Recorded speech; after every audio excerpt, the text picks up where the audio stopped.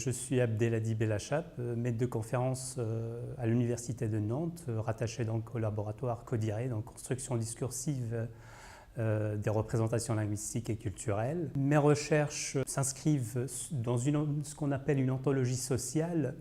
Je m'exprime, une ontologie sociale où le discours crée, voire recrée la réalité sociale, mais pas seulement la réalité sociale. Et dans ce cadre épistémologique, je m'intéresse plutôt à différents discours. Par exemple, à tout ce qui est discours qui génère un peu de la violence verbale. À travers cette communication verbale, j'essaie d'aborder cette dimension de la violence verbale. Bien sûr, là, une dimension pragmatique, mais pas seulement, donc une dimension aussi sémantique qui est donc impliquée, fortement impliquée dans ces recherches. Par exemple, sur le discours, sur un discours d'un tueur en série, à travers des correspondances. D'abord parce que ça invoque la notion de violence verbale, mais pas seulement. Je l'envisage en quelque sorte comme une sorte d'opposition dans une démarche de dynamique identitaire à travers laquelle, par exemple, ce tueur en série essaie de déclarer une identité qui est donc la sienne, où il essaie de montrer un peu ce qu'il est, tout simplement.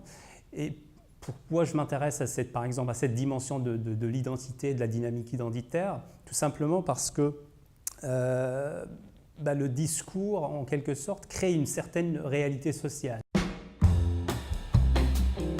Il y a d'autres projets qui sont aussi en cours sur les actes de langage menaçants et rassurants qui portent sur une dizaine de langues, des langues européennes et des langues africaines, mais pas seulement. Il y a aussi, je crois, deux autres langues asiatiques, par exemple. Donc ça, c'est aussi un projet qui me tient à cœur, donc, qui va aboutir bientôt donc à une publication d'un ouvrage collectif.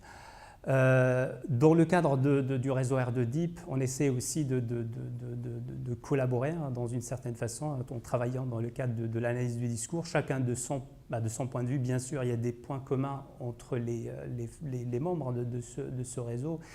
Et donc, on essaie de trouver aussi un objet d'étude commun sur lequel on peut bien sûr porter cette collaboration.